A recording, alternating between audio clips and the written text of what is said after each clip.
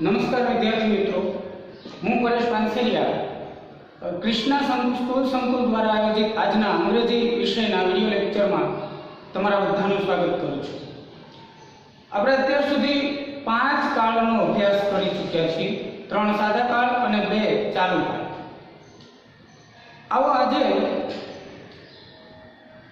આ 5 માંથી કોઈ પણ કાળમાંથી વાક્ય આવે ને એને તમારે 5 માંથી બીજા કોઈ પણ કાળમાં, એટલે કે 4 વધ્યા હોય એ જે કોઈ પણ કાળમાં ફેરવવાનું હોય તો એ કઈ રીતે કરાય એની થોડી પ્રેક્ટિસ કરીએ.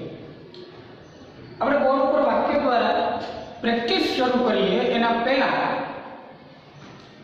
તમને હું 5 કાળ મૌખિક રીતે એકવાર રિવિઝનના રૂપમાં યાદ કરાવી. જ્યારે તમારે એક વાક્યના કાળને બીજા કાળમાં ફેરવવાનો હોય, મતલબ કે કાળ ચેન્જ કરવાનો હોય, ત્યારે કઈ કઈ બાબતોનું તમારે ધ્યાન રાખવું પડે. તો કે પહેલી બાબત કાળનું ક્રિયાપદ. તમને એ પણ ખબર હોવી જોઈએ કયા કાળનું વાક્ય આવ્યું, એનું ક્રિયાપદ એ ખબર હોવી જોઈએ. સામે તમારે જે કાળમાં એ વાક્યને ફેરવવું છે એ કાળનું ક્રિયાપદ વ્યવસ્થિત તમને યાદ હોવું જોઈએ. એટલા માટે તમારે પહેલા તો જરૂર પડે બધા કાળના ક્રિયાપદ કેવા હોય એ યાદ કરવાની. તો આપણે જે 5 કાળ શીખ્યા છીએ એના ક્રિયાપદની ચર્ચા કરીએ. સાદા વર્તમાન કાળમાં ક્રિયાપદ તરીકે આવશે મૂળ રૂપ, એસ વાળું રૂપ અથવા ઈએસ વાળું. અને જો નકાર કે પ્રશ્નાર્થ વાક્ય હશે તો ક્રિયાપદ તરીકે તો ટુ બી ના રૂપ તરીકે આવશે ડુ કે ડઝ. એટલે સાદા વર્તમાન કાળમાં આવું આપણે યાદ રાખીશું કે કાં તો મૂળ રૂપ હોય અથવા એસ વાળું હોય અથવા ઈએસ વાળું હોય અથવા ડુ કે ડઝ. આ યાદ રાખીશું. આવી જ રીતે આપણે 5 કાળના ક્રિયાપદ કેવા આવે એ જોઈએ. પછી આવે સાદો ભૂતકાળ. તો સાદા ભૂતકાળની અંદર ક્રિયાપદમાં કાં તો ઈડી વાળું રૂપ આવે અને જો ઈડી વાળું ન હોય તો અનિયમિત રૂપ આવે. બેમાંથી એક. નકાર કે પ્રશ્નાર્થ વાક્ય હોય તો ડી. ત્યાર પછી આવ્યો સાદો ભવિષ્યકાળ. તો સાદા ભવિષ્યકાળની અંદર ટુ બી ના રૂપમાં સહાયક ક્રિયાપદો પણ હવેથી આવશે. એટલે શેલ વિલ વત્તા મૂળ રૂપ. શેલ વિલ બધામાં જ આવશે, હકાર વાક્ય હોય, નકાર વાક્ય હોય કે પ્રશ્નાર્થ વાક્ય. ત્યાર પછી આવ્યો ચાલુ વર્તમાન કાળ. તો ચાલુ વર્તમાન કાળમાં પણ 2 શબ્દો સહાયક ક્રિયાપદ વત્તા ક્રિયાપદ ભેગું થઈ અને વર્ગ બનાવે છે. એટલે એમેઝોન પ્લસ આઈએનજી વાળું રૂપ. અને પછી આપણે છેલ્લે શીખ્યા ચાલુ ભૂતકાળ. તો એમાં વોઝ વેર વત્તા આઈએનજી વાળું રૂપ. તો આ 5 કાળના આ રીતે વર્ગ આવે છે વિદ્યાર્થી મિત્રો. આ યાદ રાખો આપણે કાળ ટ્રાન્સફર કરવાનો હોય ત્યારે. બીજું, જો સમયદર્શક શબ્દ તરીકે વર્ડ્સ આવે, એટલે કે સમય દર્શાવતા શબ્દો જે દરેક કાળના છેલ્લે આપણે લિસ્ટ બનાવીને શીખીએ છીએ એ, તો એની જરાક મૌખિક રીતે હું તમને જાણ કરી દઉં. જો કે તમારી પાસે લખેલા હશે, આગળના વિડીયોમાંથી તમે લખ્યા હશે એટલે લિસ્ટ હશે. સાદા વર્તમાન કાળમાં સમયદર્શક શબ્દો કયા કયા હોઈ શકે? તો કે એવરી ડે, ડેઈલી, એવરી પછી સમય હોય, every month, every Sunday, once in a year, once in a month, આવા શબ્દો મતલબ શબ્દ સમૂહ. Always, often, usually, generally, frequently, mostly, sometimes, many times અને નેવર. ત્યાર પછી મિત્રો આપણે શીખ્યા સાદો ભૂતકાળ. સાદા ભૂતકાળની અંદર આવતા વર્ડ જોઈએ તો yesterday, last Sunday, last month, last year, આવા શબ્દો.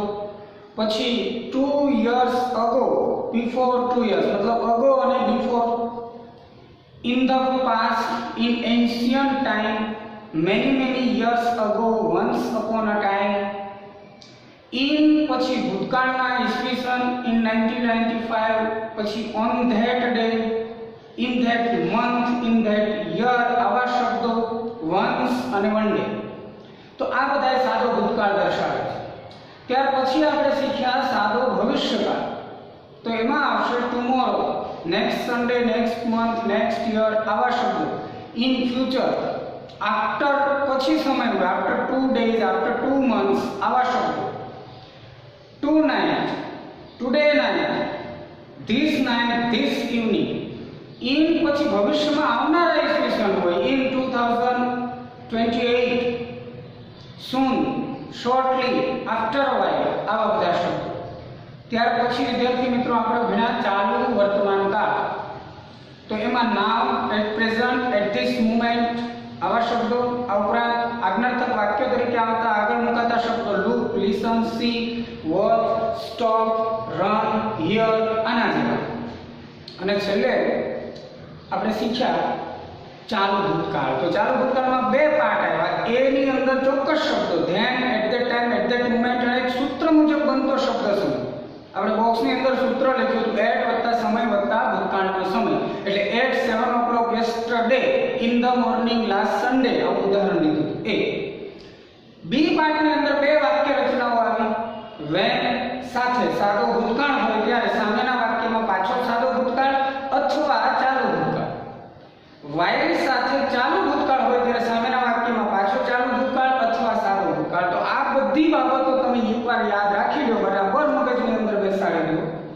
એટલે આરામથી તમે એક વાક્યને બીજા કાળના વાક્યમાં ટ્રાન્સફર કરી શકો. અને પેરેગ્રાફ પૂછાય તો પણ એ વાક્યનો જ બનેલો હોય છે, એટલે તમારે એક એક વાક્ય મુજબ જ ચાલવાનું હોય છે. એટલે પહેલા બેઝિક વસ્તુ વાક્ય ટ્રાન્સફર કરતા તમને આવડી જાય તો આરામથી પછી પેરેગ્રાફ પણ તમે ટ્રાન્સફર કરી શકો. તો આવો વાક્યોમાંથી એક કાળમાંથી બીજા કાળમાં ટ્રાન્સફર કરવાની 5 કાળને ધ્યાનમાં લઈને આપણે પ્રેક્ટિસ કરીએ.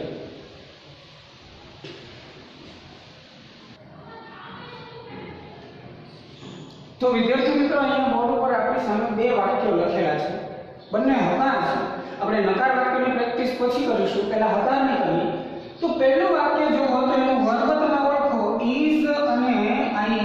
એટલે આ કયો કાળ છે? તો કે ચાલુ વર્તમાન કાળનું આપ્યું છે. વાક્ય આપેલું છે ચાલુ વર્તમાન કાળ.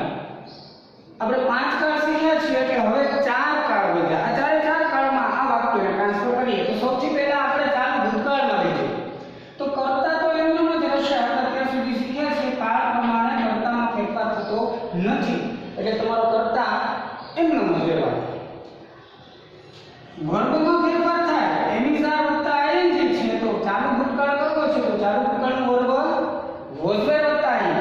તો is ની જગ્યાએ રોહિત છે કે was ing તો છે જ, એટલે એમનો વોચિંગ.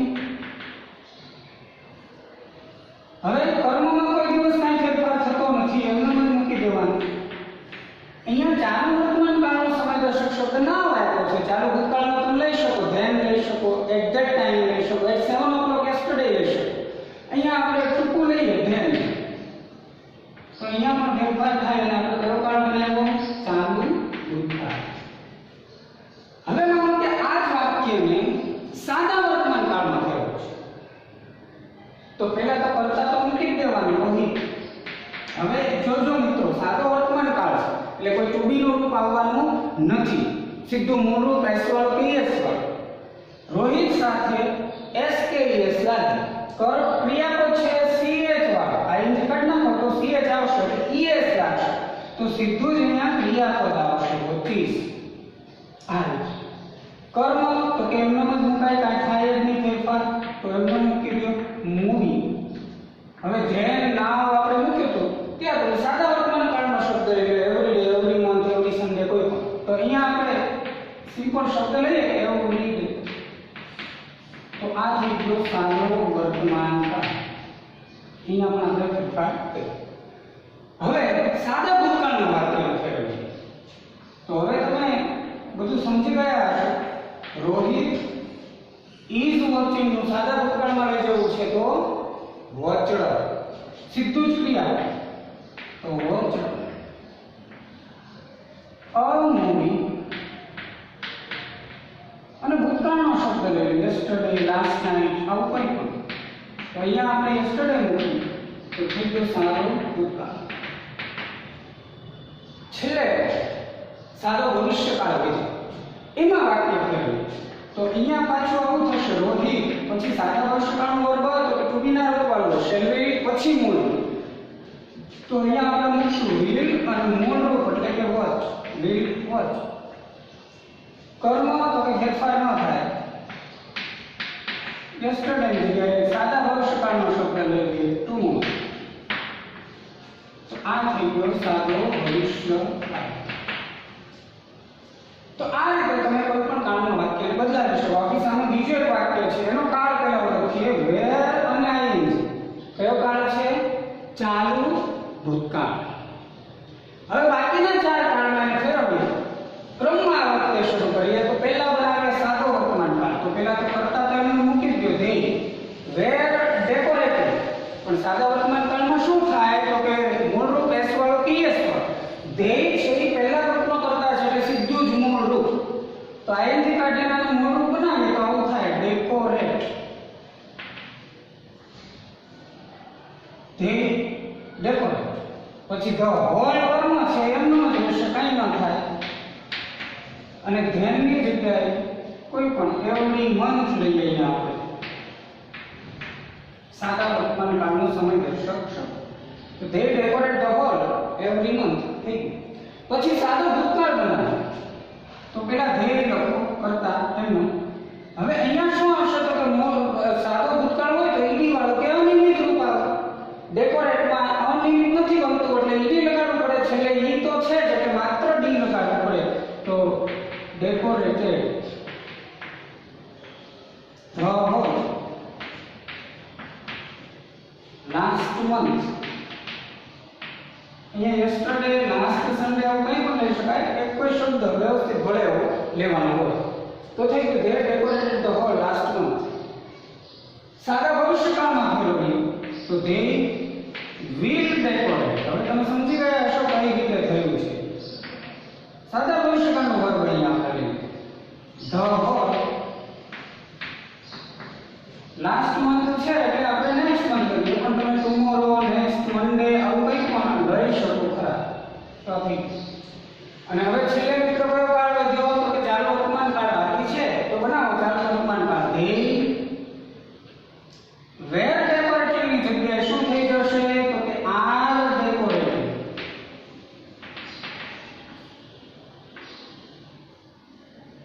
ધ હોલ અને નામ લઈએ પ્રેઝન્ટ લઈએ. આપણે અહીંયા એટ પ્રેઝન્ટ માનો કે લખીએ. તો આ રીતે એક વાક્યને બીજા કોઈ પણ કાળમાં ફેરવી શકાય. અહીંયા આપણે કાળ નથી લખીએ, એકવાર લખ્યા નમૂના રૂપે. પણ હવે તમે વર્ગ જોઈને કાળ ઓળખી શકો છો. વર્ગ યાદ આવે. ચાલુ વર્તમાન ચાલુ ભૂતકાળ, સાદો વર્તમાન કાળ, સાદો ભૂતકાળ, સાદો ભવિષ્યકાળ અને ચાલુ વર્તમાન કાળ. આ હતા હકાર વાક્ય. તો આવો મિત્રો હવે નકાર વાક્યોની પણ આપણે આગળ પ્રેક્ટિસ કરીએ.